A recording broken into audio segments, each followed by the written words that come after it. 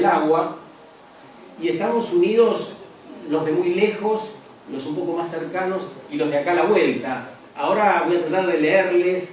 Hay como una docena de representantes de países diferentes, hasta de Hungría hay un especialista que vendrá a hablar con nosotros para construir, para empezar a construir. Efectivamente lo podemos hacer. ¿Cómo? ¿Desde dónde?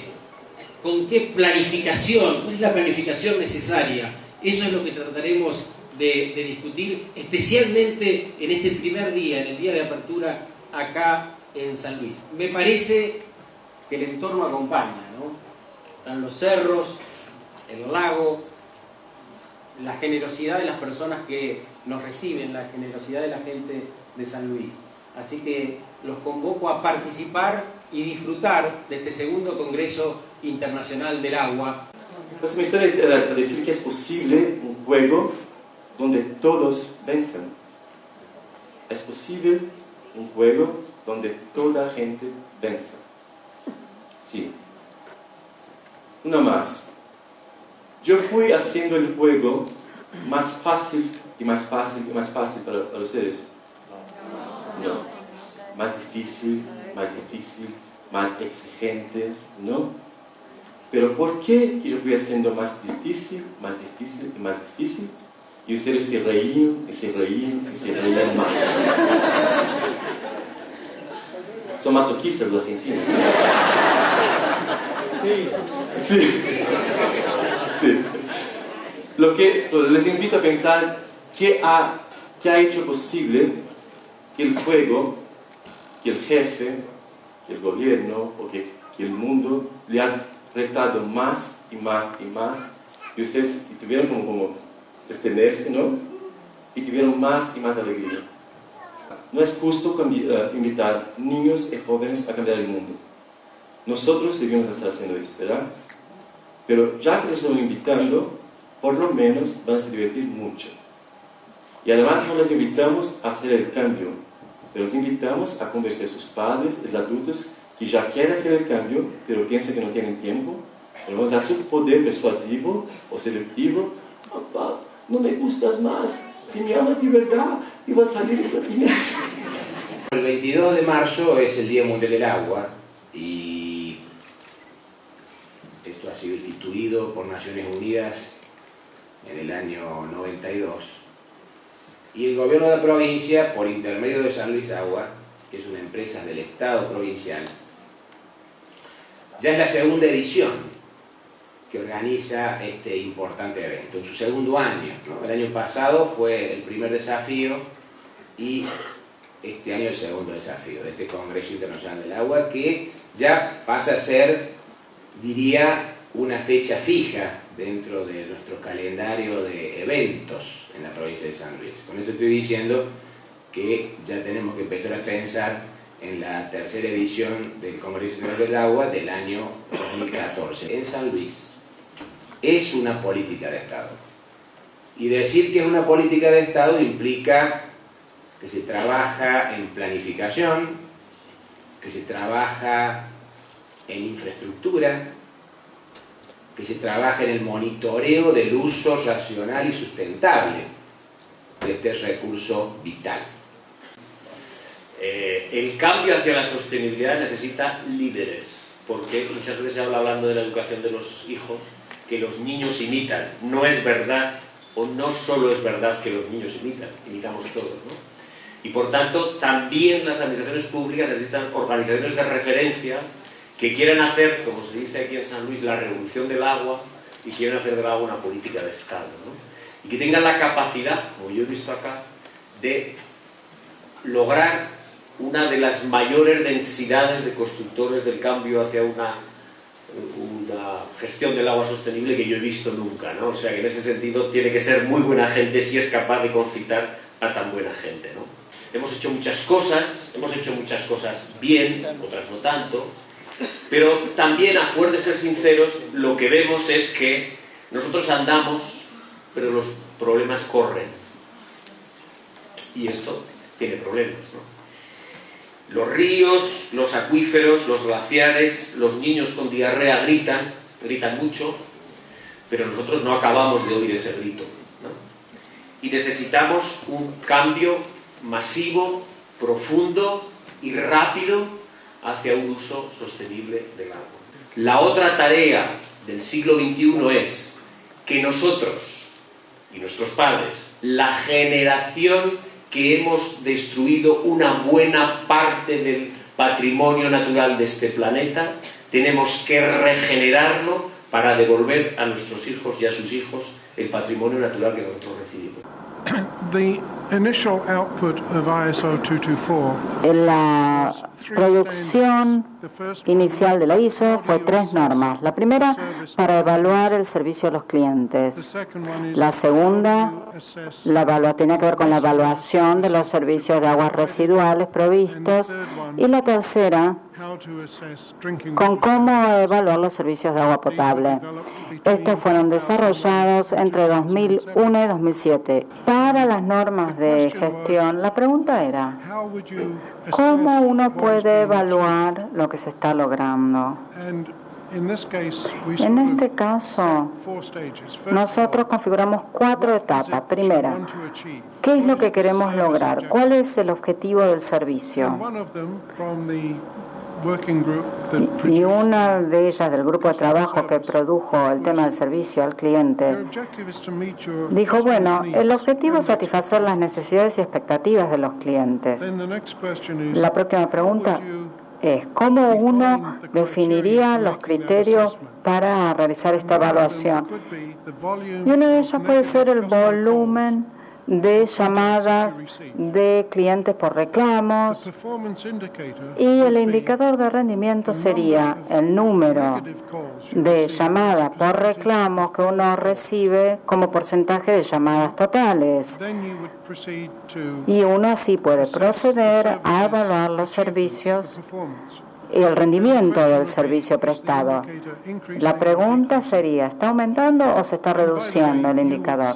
Dicho sea de paso, uno configuraría internamente un objetivo. Nosotros querríamos no más de 50-40% de las llamadas que sean reclamos o negativos. Y queremos que este indicador siga bajando. Otro de los objetivos, y hay 6 objetivos que nosotros nos fijamos para las empresas de servicios públicos, es proteger la salud pública. La forma de evaluar esto es, ¿usted está satisfaciendo los estándares de calidad de agua potable impuesta por la legislación nacional o provincial? Y el indicador de rendimiento propuesto es el número de pruebas de calidad de agua que den positivo, es decir, que satisfacen o superen la calidad esperada como porcentaje de las pruebas totales. Internamente uno puede elegir, decir, bueno, yo no voy a estar satisfecho hasta que el 95% de las pruebas satisfagan los niveles requeridos. También hay que formular estrategias para asegurar la mejora continua del servicio. ¿Cómo lo hacemos? Planificamos, verificamos, que es parte de la ISO 9000. ¿Cómo podemos asegurarnos que estos estadios clave de hecho se utilicen? Compartir indicadores con otros servicios hídricos y discutir las experiencias con ellos. Un nuevo comité técnico está siendo propuesto para analizar el uso de agua dentro de los edificios y en las propiedades. Y ayer vimos en el tour que muchas de sus rutas tienen estas alcantarillas, estas acequias que captan el agua pluvial.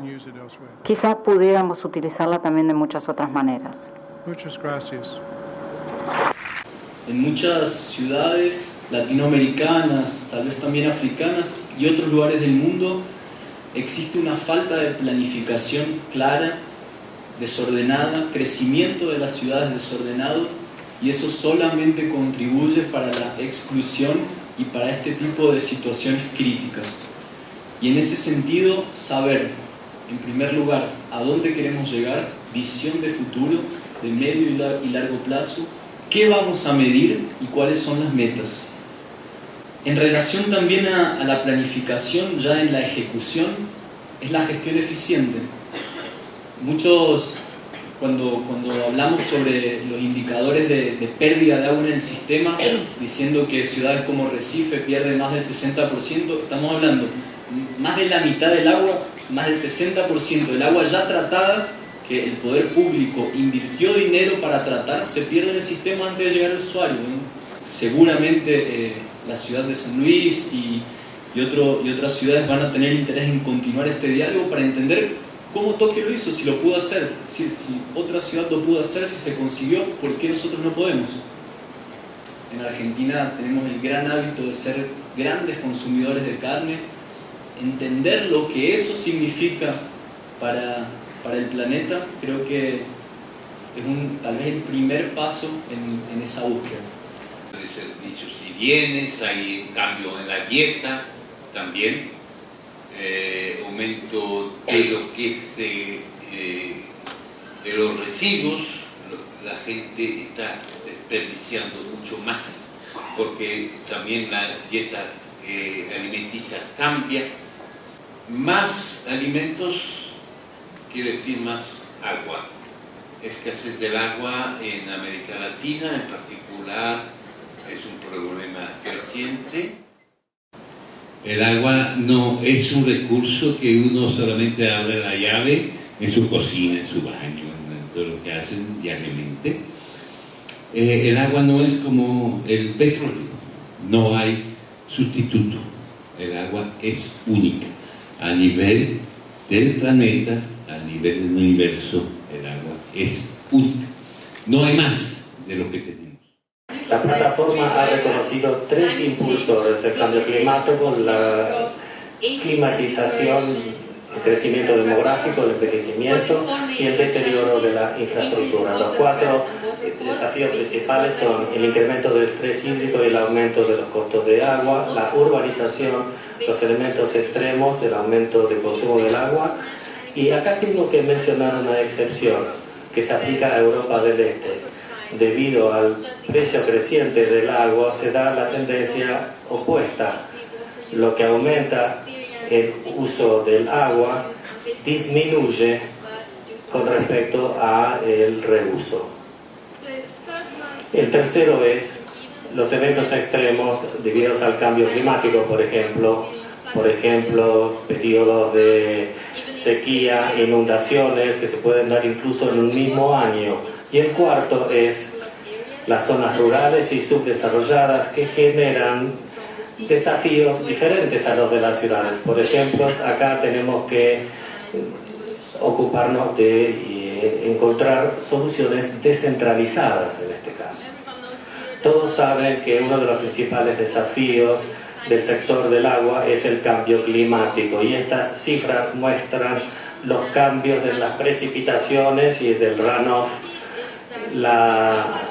Lo que tenemos que considerar es que en diferentes partes de Europa se enfrentan diferentes desafíos. En la parte del sur tenemos menos precipitaciones y runoff, pero en el norte es lo opuesto precisamente. Por ejemplo, educación, programas de educación del cliente, capacitación, campañas de concientización que son muy necesarias para reducir la pérdida de agua. Y estas son nuestras actividades. Tenemos cursos de capacitación internacionales. Y como yo, vamos y hacemos y damos actividades en el exterior.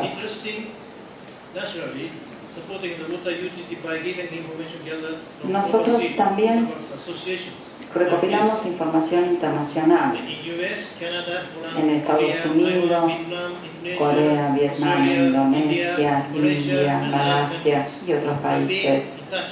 Estamos en contacto constante con asociaciones hermanas de otros países.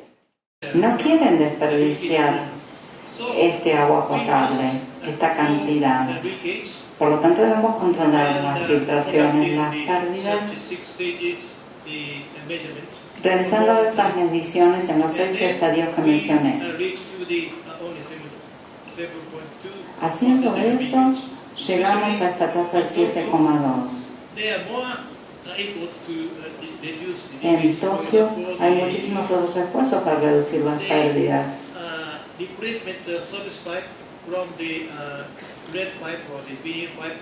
Controlamos todas las tuberías, son de acero inoxidable,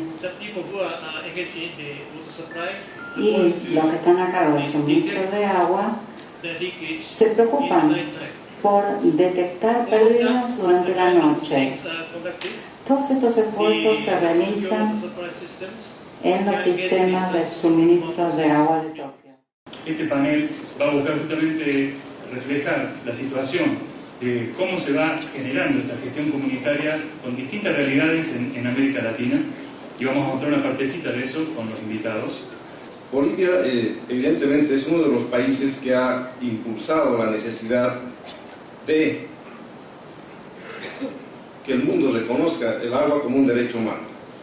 En consecuencia de este tema, la Constitución Política del Estado, la nueva, creada en 2009, el artículo 20, el parágrafo primero, habla del derecho al acceso universal y equitativo a los servicios básicos del agua potable y alcantarillado.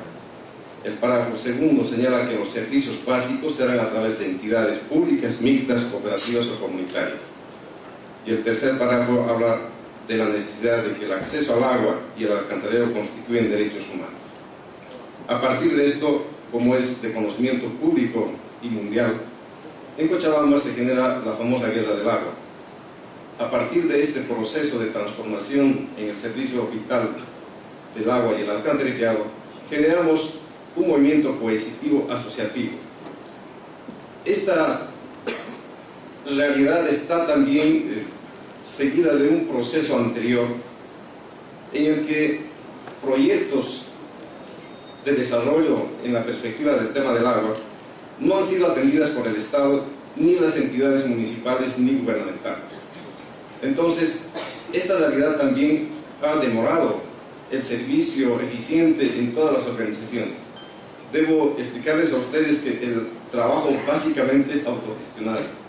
Es la inversión de los ciudadanos, de los habitantes de las zonas, de los distritos, de las zonas urbanas, rurales, incluso periurbanas, donde nos organizamos para consolidar un proceso de servicio de agua potable y de servicio de alcantarillado.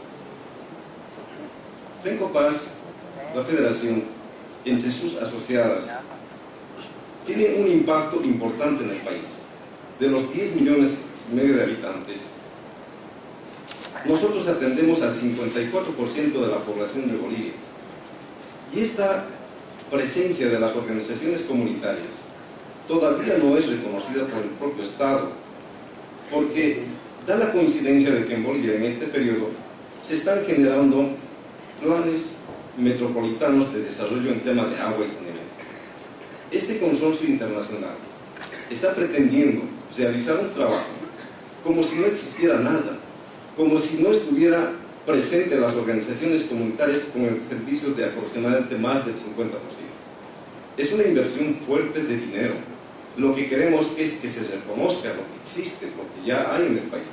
A partir de este proceso, seguramente las mejores condiciones de trabajo en cuanto se refiere al servicio, mejorarán inclusive la calidad de servicio, porque debemos resolver el tema de la calidad de agua al usuario y debemos resolver el tema de las aguas servidas. Nuestra confederación, Confederación Nacional de Cooperativas de Agua Potable, es una de las 6 confederaciones de cooperativas que tiene el país, y para que tengamos un poco una especie de puesta en común de cuál es nuestra situación, sobre todo para los compañeros que por ahí no lo conocen, muchos otros sí sabemos, tenemos una gran dispersión de realidades en el país en cuanto a los modelos de gestión que tenemos, desde una AISA, una empresa enorme y monstruosa, que supera, digamos, todos los cálculos para los que estamos en el otro extremo del país, hasta las organizaciones comunitarias de base, como dijo Rolando, como dice Mirta, las cooperativas en nuestro caso a nivel país son las que usamos como modelo de prestación del servicio a nivel comunitario sin fines de lucro. En nuestro caso, esas cooperativas, y por ahí van a poder leer algunos datos nada más, ¿no es cierto? Esas cooperativas se organizan a niveles provinciales como federaciones y a su vez esas federaciones después confluimos porque por una similitud de problemas nos encontramos con que no logramos resolverlos solos, ya partiendo de una cooperativa hay cosas que no las podemos resolver solos y llegamos a una federación provincial y de ahí a su vez otra vez tenemos problemáticas ya de otra dimensión que tampoco podemos resolver solos y es donde de alguna manera cuando empezamos a golpear puertas más lejos nos encontramos con que solo no podemos y llegamos de nuevo a las confederaciones.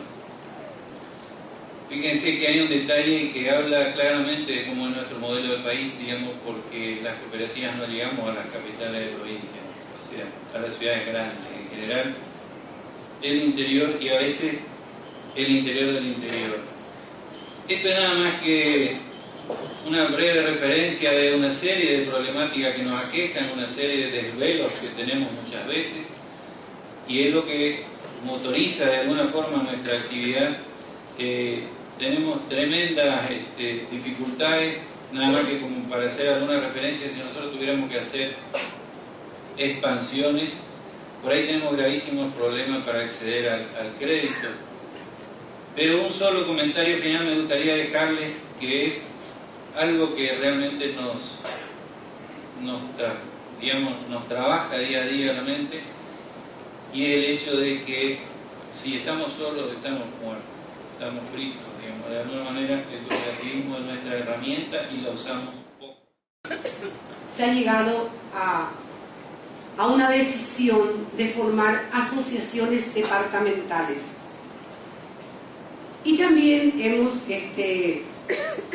formado la Federación Paraguaya de Asociaciones de Juntas de Saneamiento, o sea, una organización un poco más ya superior, en donde tratamos realmente internacionalmente con organizaciones también que apoyan el tema de agua, y así tratamos de ver las deficiencias, tratamos de ver las carencias y tratamos de ir viendo la forma de hacer que estos servicios sean realmente excelentes.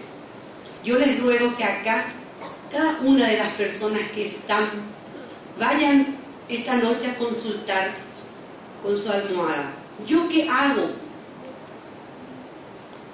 por cuidar ese bien, ese derecho humano, esa agua que me están sirviendo? Sea una cooperativa, sea el Estado, sea una organización comunitaria. ¿Qué hacemos cada uno? Y que nosotros mismos seamos un diseminador de esta información para otras personas que no han estado acá, de cuidar ese recurso, de cuidar el agua. Y bueno, para arrancar esta pequeña charla, que voy a tratar de ser bastante concreto, pues me pareció interesante arrancar con estos números, ¿no? Que son unos números muy dicientes de la situación en la que estamos, la mayoría de los que estamos en esta sala, que hacemos parte de esta familia latinoamericana y familia sudamericana.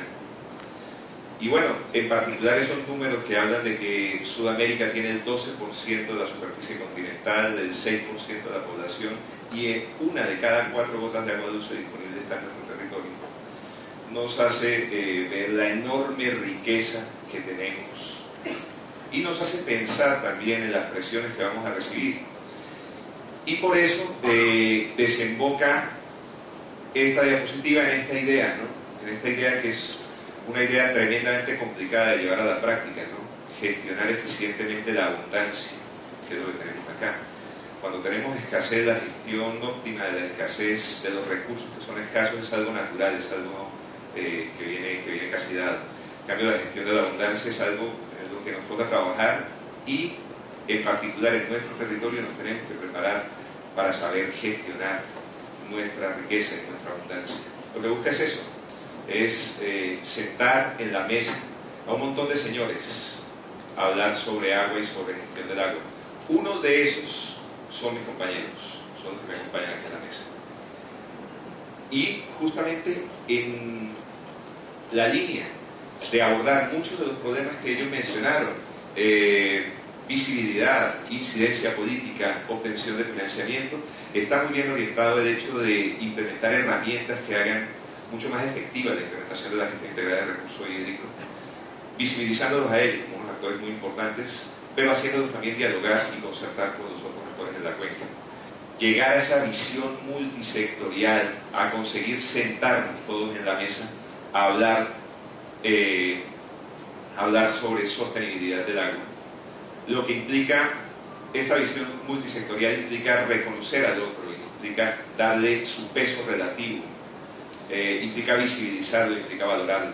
Y ese segundo tema, que es la valoración del agua, que es tan subjetivo y que está muy alejado de lo que es el precio, y está muy asociado esta valoración del agua al uso que hacemos del agua. El hecho de que seamos un continente enormemente rico en recursos hídricos hace que implícitamente tengamos muy arraigado en el subconsciente y en el inconsciente una valoración bastante pobre del agua. Creemos que hace un año y medio publicamos el estudio de huella hídrica de Colombia con WWF, un estudio que tuve la oportunidad de dirigir. Fue un estudio concentrado en el sector agrícola únicamente, y lo calculamos para todo el sector agrícola de todo el país, dividido en 32 departamentos, 1.122 municipios y 309 cuencas. Incorporamos también la industria e incorporamos la energía, la generación de energía. Y bueno, y la minería. Y bueno, finalmente, la huella hídrica como herramienta de gestión de recursos hídricos, como herramienta para construir este discurso, para construir esta narrativa que lleva al diálogo. Finalmente, lo que nos desemboca y lo que buscamos, donde buscamos llegar, es a tener mi huella hídrica, proceso en el cual ya está involucrado de manera pionera en todo el país, y uno de los pioneros en el continente, el gobierno provincial de San Luis. Esperamos que posteriormente sean muchos los que tengan su huella hídrica, pero finalmente la huella hídrica no es más que una herramienta que lleva a los actores a sentarse, a hablar con un argumento adicional a los existentes, un argumento complementario, a sentarse en la misma mesa que la cuenca, a hablar de gestión del agua.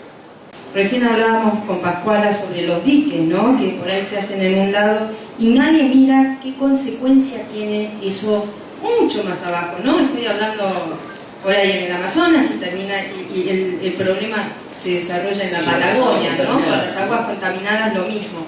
Y eso no está en el día a día, pero nos adaptamos un montón a determinadas herramientas o cosas que no es para beneficio propio, y no miramos esto un poco desde más alto.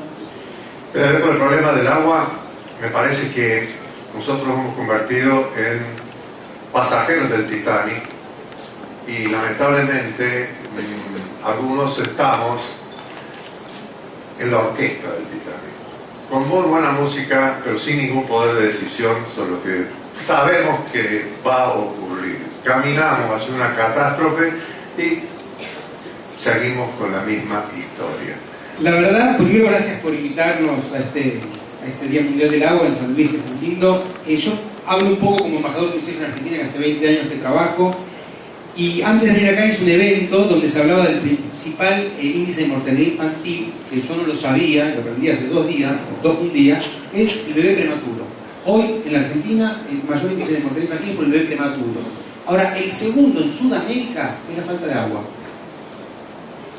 Y cuando hablo de mortalidad infantil, hablo de nuestros hijos. Y probablemente nuestros hijos tienen agua, tienen salud, tienen cobertura médica, están bien, no tienen problemas, pero tenemos que pensar en los que no lo tienen. Y hay un discurso cuando se habla de infancia que es muy lindo, ¿ves? El futuro de la Argentina o del mundo son los chicos. Eso es mentira.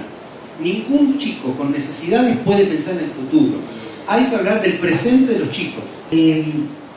Rodríguez decía hoy desarrollo. Y es una palabra, ¿qué significa desarrollo? ¿No? O sea, todos creemos que desarrollo es progreso y es crecer. ¿Y qué hicimos con eso, no? Entonces cuidar nuestra naturaleza como el agua, ¿no es progreso también? O sea, ¿no es tener las aguas no contaminadas progreso? El progreso es un derecho humano, Lo tiene cada persona, lo tiene cada comunidad, lo tiene cada empresa, lo tiene cada estado provincial, municipal y nacional. Todos tenemos derecho al progreso, mejorar la calidad de vida, avanzar sobre la ciencia, tener infraestructura,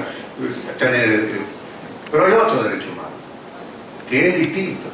El derecho al progreso está en la Convención de Nueva York y fue incorporado a la Constitución Nacional. Pero hay otro que nació después por tratados internacionales, que es el derecho a tener un medio ambiente sano, limpio y como corresponde. Yo digo que hay que reaprender algunas conductas, algunas formas de vida.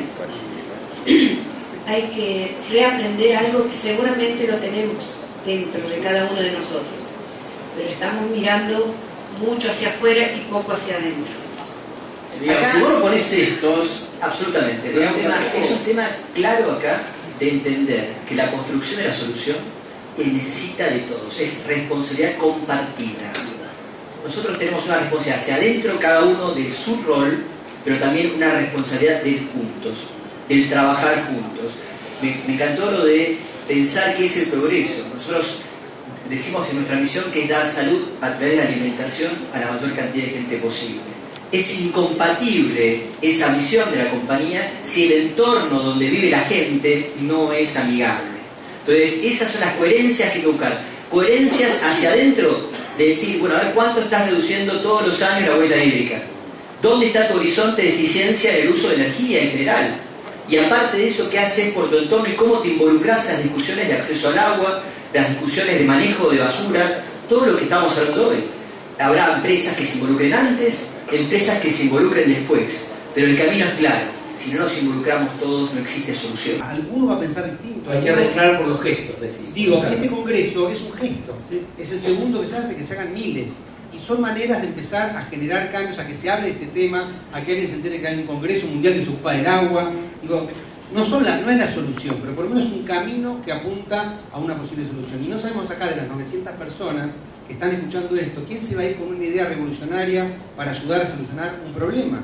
Bueno, yo apostaría y apuesto a la cooperación, a la unión, estos lemas que nos unen, la unión entre todos, pueblos, es lo que nos va a llevar adelante. No desatendamos el origen, pero miremos el futuro, y el futuro bien, lo más lejos posible. Entonces me parece a mí una buena conclusión, es que maravilloso el congreso, lo felicito, estoy acá, digo, más congresos, sigamos trabajando con la cultura, sigamos teniendo acciones, pero, ojo, que el mensaje que nos llega, que nosotros tenemos que discutir si la soja es un yuyo o cuántas son las retenciones, y no entre todos buscar cómo producir soja sin depredar el medio ambiente. Lo digo con una regla particular, pero que corre como regla general. Bien, pero más que nada, lo que me llevo siempre es no seamos incoherentes lo que decimos con lo que hacemos. Estamos alejándonos de un camino espiritual. Yo creo que podemos cambiar el camino espiritual por el sentido común. Creo que debe ser lo mismo. Cuando el sentido común es el común de los sentidos, no hay manera de pifiarle, errarle, para que pueda traducir. Me parece que exista el Día Mundial del Agua, es una manera de empezar a primero reconocer un problema y tal vez encontrar una solución. No será hoy, será mañana, pero por lo menos los que estamos acá nos estamos preocupando, estamos haciendo algo y la solución la vamos a encontrar a medida que nos encontremos para presentar el problema. Ojalá encontremos las dos cosas, el problema puntual con cuál es y detectarlo y después encontrar la solución. Vamos a ver un poquito de la política hídrica de la provincia de San Luis. A mí me toca formar parte de un equipo de gobierno que tiene políticas de Estado hace más de 30 años. Soy uno de los más jóvenes recientemente incorporados a esta. Vamos a ver lo que se hizo este año, creo que comentó el gobernador de la provincia, Claudio Poggi, el plan maestro del agua, con breves conceptos que todos ustedes los conocen, con el 1% del agua dulce que es de difícil acceso, el estrés hídrico que va a haber para los años 2025. Sabemos y proyectamos que hay más del 70% de la población que en 2050 va a vivir en centros urbanos, y también sabemos que el gran consumidor de agua dulce del mundo es la agricultura. Pongo siempre el caso de Nueva Galia. Es un concurso que hicimos el año pasado. Se hicieron un aforo en las ciudades del sur de la provincia.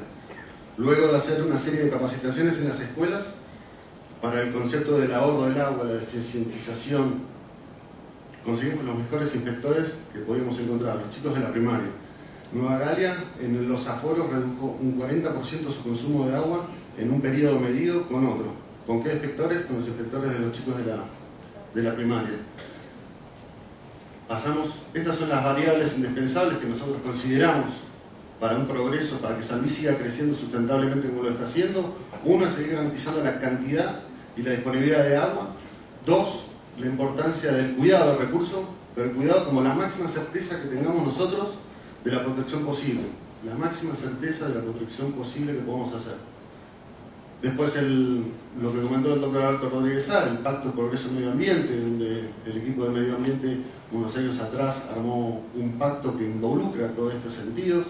También una política de Estado, una ley provincial, nuevos sistemas de riego, apoyo directo a pequeños productores que no tienen alcance a la nueva tecnología. A través de cómo también trabajamos mucho en la parte de educación, capacitando directivos, docentes, la parte de funcionarios, de población en general y la parte de funcionarios, hacer mucha fuerza con el concepto de que a mayor eficiencia es mayor rentabilidad. Por ahí, cuando pensamos un poco con el bolsillo, a veces tenemos reacciones más rápidas en la parte productiva, entonces el concepto del ahorro es rentable, camina un poco mejor. Una de las características de la provincia es que se ha creado en el Plan Maestro del Agua una comisión interministerial, participa Medio Ambiente, Infraestructura, San Luis Agua, Campo, Salud. La función principal, como todo en San Luis, es poner orden y poner objetivos. Uno, poner orden para poder tener un presupuesto provincial hídrico. Ese es el monto en plata, pero los objetivos más importantes que tenemos nosotros en San Luis, con la Escuela de Administración de San Luis, es economizar los recursos económicos y humanos, coordinarlo. Tenemos poca plata, tenemos el presupuesto más chico de la República Argentina, así que hay que administrarlo muy bien. Conocer el hoy para conocer cómo va a seguir el mañana. Esto es casi mágico, porque las estaciones meteorológicas están conectadas en Internet. Otra gran ventaja competitiva que tiene San Luis. En el 95 se instala lo que es la autopista de la información. Gracias a esa autopista de la información, por hoy tenemos todos los sistemas de monitoreo online, siendo los primeros en Argentina que podemos estar monitoreando el 100% de todas nuestras estaciones en tiempo real. Vemos exactamente qué es lo que pasa y cómo va pasando. Me di cuenta que a medida que te conectabas con la fragilidad de las cosas, con las personas, con la fragilidad del mundo, con la pobreza, con todos los ciclos de vida que se cortan en la Tierra, lo incorporás como realidad y se te ocurren ideas nuevas. Y sin querer vas caminando hacia las fragilidades del otro. Y cuando incorporás la realidad del otro, su fragilidad, con la tuya, te vas acercando como al medio, te vas acercando como a la esencia. Se te desdibuja lo social, lo privado, lo público, lo espiritual. Ahí esas personas básicamente no están rotuladas, no participan desde su rótulo, desde sus paradigmas, desde sus ideas muy aferradas. Son personas que básicamente necesitan compartir una agenda de valores comunes. Cada vez que estamos tratando de encontrarle soluciones a fragilidades, pensamos en la idea de disminuir el daño. ¿Cómo incorporo yo en la responsabilidad social una forma que haga que dañe menos el ambiente, que dañe menos a las personas, que dañe menos a mi comunidad? Otra cosa que no se habla en el círculo es de inclusión. Es como un sistema que incluya al otro. En tal caso estamos mutuamente excluidos en los sistemas, en el fondo, si reflexionamos dónde está la realidad. Se habla de integración. ¿Cómo integro sistemas a públicos? ¿Cómo a comunidades postergadas, a los que ponen la plata, a los profesionales que trabajan y la búsqueda de esos impactos? Un poco voy como cayendo al concepto de empresa social. Entonces nos juntamos entre muchos, porque a ese círculo van cayendo muchos distintos. Al principio me juntaba solo con la gente del palo de las empresas y vas cayendo ese círculo y te das cuenta que te vas encontrando con otros que van cayendo por caminos muy distintos, pero van cayendo al medio. Y entonces uno pone en estos sistemas sus riquezas y sus pobrezas a gestionar en común. Y llevamos un año, por suerte hay una que va a contarse más tarde, entonces no me voy a detener mucho, pero para que entiendan un poquito de qué se trata, porque ya me sale el gancho y me sacan. hemos armado una comunidad de 5 empresas y estamos invitando a otras más a crear este tipo de sistemas. Una se llama Mama Grande y lo que trata de hacer es generar bioplástico o biocombustible en Argentina bajo el desarrollo de unas plantitas que limpian el agua, aguas que están contaminadas con caca y que dan trabajo a gente en zona rural postergada o gente en zona de basurales. Esa comunidad, ¿no?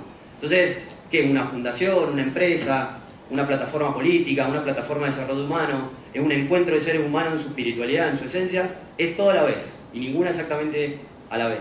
Por suerte Edu la va a contar más tarde, pero está declarada de interés nacional por sus impactos socioambientales y además el cronista lo recomendó en una nota a fin de año como uno de los 3 emprendimientos innovadores en Argentina para invertir. Después hay otra empresa llamada Maggi que lo que hace es tratar de generar moda para personas con discapacidad, para que personas con discapacidad se puedan vestir solas y además se sientan lindas. Y así puedo seguir con varias. Estamos desarrollando una empresa que genera un sistema de gestión para cooperativas de cartoneros.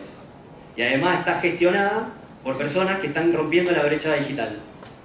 Y bueno, nada, tenía muy poco tiempo, solo era dejarle un pantallazo de cómo se puede empezar a resolver dilemas en la realidad cuando te juntás con otros muy distintos y a crear plataformas bajo nuevas ideas, nuevos paradigmas que le llamamos nuevas economías. Volvamos a lo que es riego tradicional, el riego por manto. Eficiencia del 30%. Hoy un sistema moderno, hablamos del 90-95%. Estos tienen del 30% y de ahí para abajo también. La cantidad de agua que estamos perdiendo. Pero yo, ¿qué veo con esto? Lo veo como una ventaja. Hoy, la mayoría del mundo usa el agua para regar de esta forma, en forma muy ineficiente. Por eso, transformando estos sistemas a sistemas eficientes, sistemas que tienen hoy 20 a 30% de eficiencia, sistemas del 90%, podemos duplicar o triplicar el área para cubrir la falta de alimentos que estamos teniendo. Hoy en Argentina hay unas 400.000 hectáreas con riego mecanizado.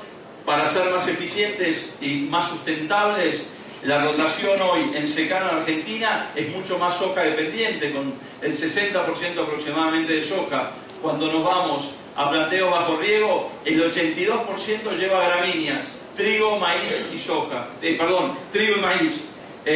Y queda mucho menos, cerca de no está acá, un 20%, 25% con soja. Esto paso. ¿Qué nos da el riego a nivel zona, a nivel país y a nivel productor? Y con esto estoy terminando. Al productor, aumenta la producción por hectárea, incrementa el retorno económico, estabiliza flujos de fondos, permite realizar una rotación sustentable, como lo mostré recién, intensifica el uso de la tierra, crea mayor valor económico en el recurso de la tierra. Al Estado, incrementa la actividad económica nacional, dinamiza la zona generando empleos y servicios directos e indirectos, aumenta los recursos tributarios del Estado, incrementa exportaciones generando divisas, permite el desarrollo de zonas marginales y crea mayor valor en el país. A la sociedad, genera empleos y alimentos, fomenta la agricultura sustentable, hace uso racional del recurso escaso del agua, capacita y genera una mano de obra calificada, genera recursos genuinos que se destinan a bienes y servicios públicos, fomenta el desarrollo económico de las regiones y fomenta el asentamiento. Muchas gracias. Efectivamente, San Luis avanzó justamente con este indicador, y lo que está haciendo ahora la provincia de San Luis es hacer la medición de la huella hídrica, es decir, la marca del agua que hay detrás de los procesos productivos agrícola y pecuario, ¿no? Eso que son, como había comentado nuestro compañero Diego, son los dos procesos, los dos sectores dentro de una región que más agua utiliza, ¿sí? Después, digamos, la idea es continuar después con nuestros sectores, pero los dos sectores que más agua se consume es justamente el sector agrícola y pecuario. Por un lado dijimos que hay agua que se incorpora en la planta, ¿sí? Ese agua que se incorpora en la planta puede venir de la lluvia o puede venir de riego. Si viene de la lluvia, hablamos de agua verde, es decir, todo el agua que aproveché de la naturaleza para incorporar a la planta y crecerla. Cuando no me alcanza, meto agua azul, que es de riego, que puede venir de agua subterránea, puede venir de agua superficial. Ahí estamos hablando de agua azul, ¿sí? Entonces tenemos agua verde y tenemos agua azul. Las dos, tanto el agua verde como el azul, lo que nos habla es de la cantidad de agua. Pero algo interesante que incluye este indicador y que otros justamente no lo incluyen, tiene que ver también con la calidad, porque cuando uno hace cualquier actividad, cualquier emprendimiento, cualquier proceso, la elaboración de cualquier producto, más allá de que haya algún impacto en la cantidad, también hay un impacto en la calidad. Entonces, este indicador también considera un volumen teórico que se necesita para asimilar esos desechos. De alguna manera, hablando de bien criollo, sería como para diluir esos contaminantes que se generaron. Tampoco es tan lineal que una huella hídrica baja es buena y una huella hídrica alta es mala, ¿no? Porque, de vuelta, este es un indicador muy local, porque estamos hablando de condiciones que se elaboran productos y se desarrollan actividades y se desarrollan procesos en un lugar específico. Entonces, yo puedo estar consumiendo poca agua, pero en un lugar donde hay muchos usuarios, ¿sí? Entonces, tampoco el cálculo en sí no me está diciendo cuán eficiente es si no avanzo en la segunda fase, que es la fase de sustentabilidad, ¿sí? Que ese justamente es la fase que la provincia de San Luis, más allá del número, digamos, el número uno lo va a obtener y va a poder leer el territorio en distintos colores, pero más allá de eso es el análisis de sustentabilidad que te permite decir si ese número es bueno o malo. Cada uno de esos procesos son los que se están analizando dentro de la provincia de San Luis. Entonces la idea es justamente poder identificar dónde es más apto, dónde se puede hacer uno u otro tipo de producción, y en ese proyecto estamos.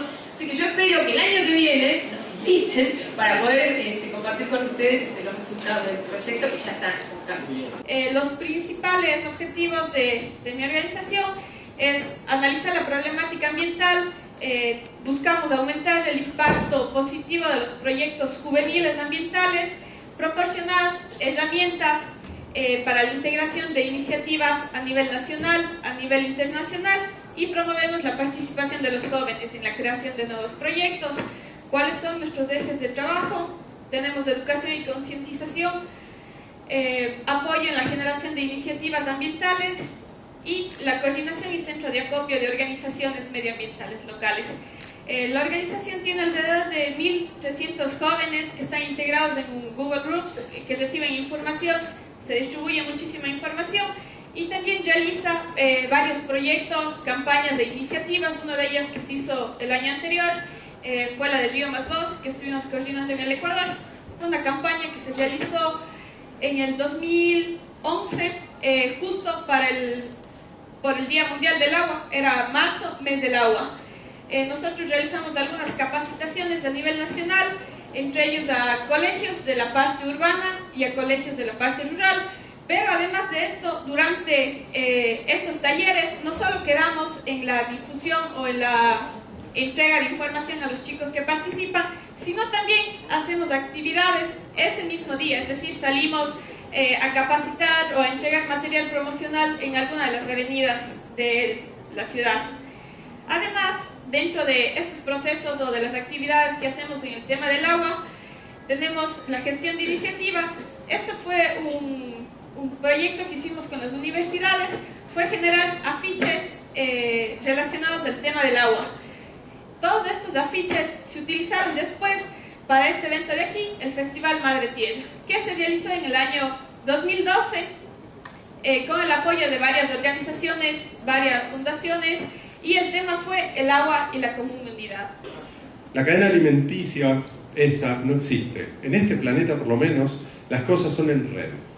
Es algo mucho más como lo que tenemos por ahí arriba, donde cada especie es comida y come por un montón de otros. Y además, todas son descompuestas al final, al morir, y la materia cicla. La vida en este planeta, por lo menos, es un ciclo. Las plantas usan la energía del sol para hacer su alimento, los herbívoros se las comen, los carnívoros se comen los herbívoros, los omnívoros nos comemos a todos, y todos al morir volvemos a dar la vuelta. Entonces, así como la cadena alimenticia es una simplificación para explicar que nos quedó en la cabeza como si fuera la realidad y no lo es, esos otros dichos que son tan de sentido común, tampoco son. En Mama Grande básicamente lo que hacemos es empezar con agua contaminada con materia orgánica, ¿sí? Lo que sale de industrias alimenticias, lo que sale de lugares donde se crece ganado y lo que sale de nuestros inodoros. Lo que hacemos es cultivar eso con un consorcio bacteriano que trabaja sinérgicamente con unas plantas, que son lentejas de agua y 500 especies, están por todo el mundo, y esas plantas lo que hacen es limpiar el agua. ¿Y cómo es que limpian el agua? Claro, como vimos antes, todo es un ciclo en la naturaleza. En la naturaleza no hay basura, la basura es un invento humano, absolutamente. En la naturaleza todo es nutriente de alguna otra cosa. Entonces, estas plantas usan como nutriente la caca que hay en el agua y en el proceso la limpian y ellas crecen. Esas plantas acumulan azúcar y ese azúcar la transformamos mediante una fermentación, un mecanismo bastante simple y muy conocido, en etanol, que es un combustible limpio y de origen renovable, o las transformamos en plástico biodegradable, ácido láctico, que es el monómero de plástico biodegradable más usado en el mundo. El resto de proteínas es alimento animal. Entonces, podríamos hacer otra cosa, que es empezar a generar organizaciones que son íntegras, que tienen todo lo que tienen que tener, o por lo menos no restan. Cuando alguien nos convenció que ser menos malo es bueno. A ver si nos entendemos. Imagina que un padre le cuenta al otro en la escuela: yo antes a mis hijos les pegaba trompadas, pero ahora quiero ser menos malo, así que solo les voy a pegar con la mano abierta. No, ser menos malo no es ser bueno, hay que ser bueno. No hay que contaminar menos, hay que limpiar. Entonces, ahí es donde surge la idea de las empresas sociales, también las empresas B. Hay un montón de nombres y un montón de variaciones, no nos vamos a poner a hacer una zoología de las empresas ahora, pero básicamente son empresas que están dedicadas a hacer el bien y que tienen un balance triple: social, natural y económico. Pero esos desafíos que tenemos son planetarios, van de población para arriba, agotamiento del agua. Yemen se muere, un país entero se va a morir en menos de 10 años porque se quedan sin agua. Partimos ya en 2003 hablando sobre el tema de crisis ambiental y cómo es que esta crisis ambiental está conectada a nivel global y a nivel local. O sea, la mirada tiene que ser local y la acción tiene que ser local. Más allá de producir energía, si fuese producir la energía de Itaipú, necesitaría más o menos de 550.000 barris de petróleo por día para producir esta energía.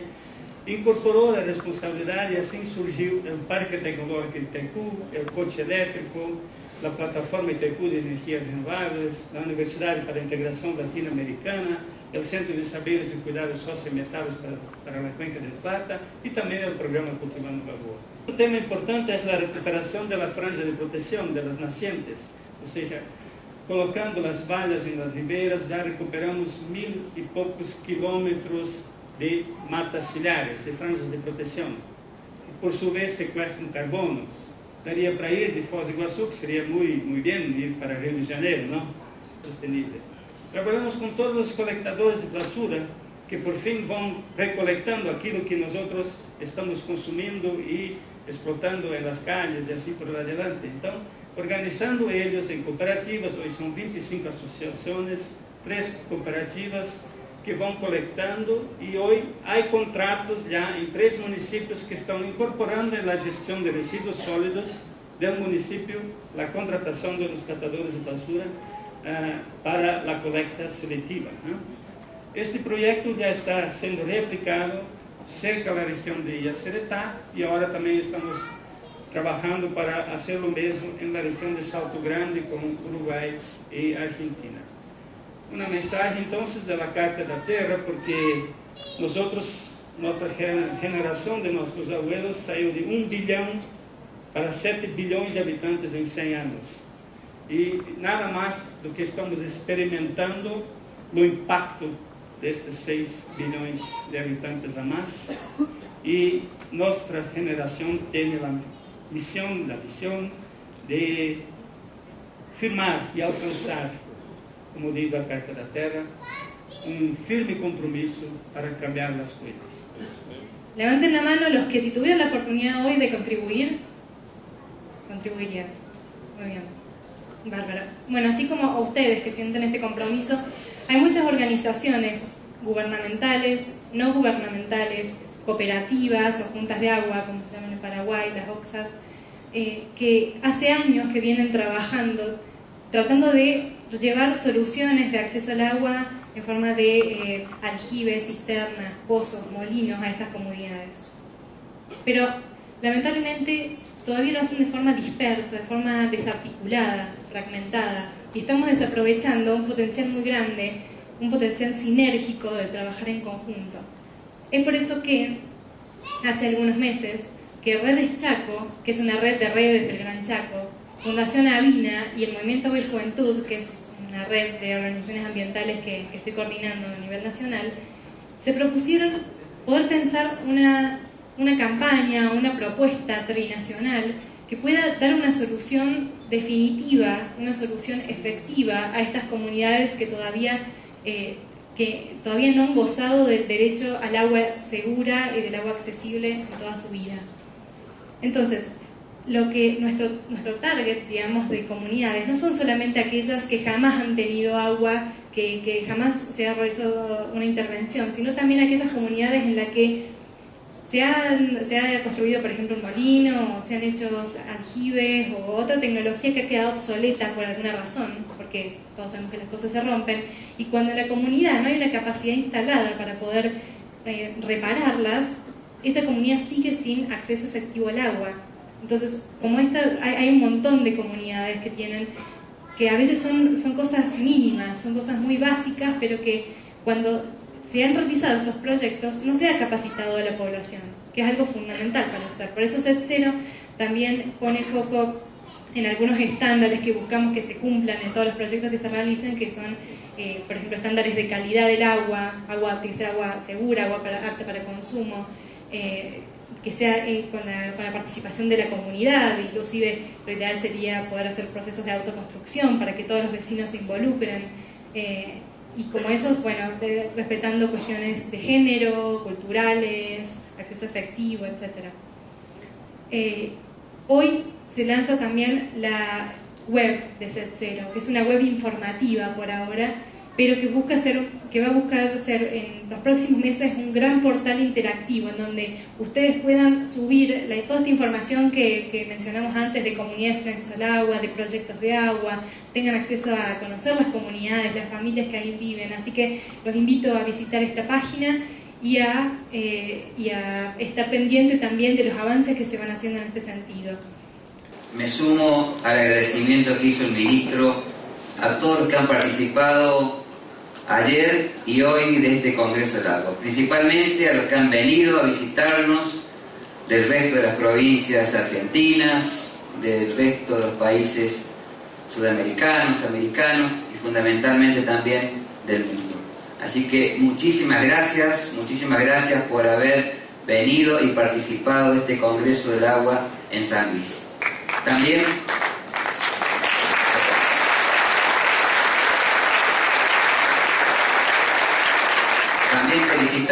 felicitar fundamentalmente en la persona de Felipe Tomasevich, que me consta ha trabajado prácticamente todo un año junto a su equipo para hacer posible estos 2 días en San Luis. Muchas gracias también, Felipe.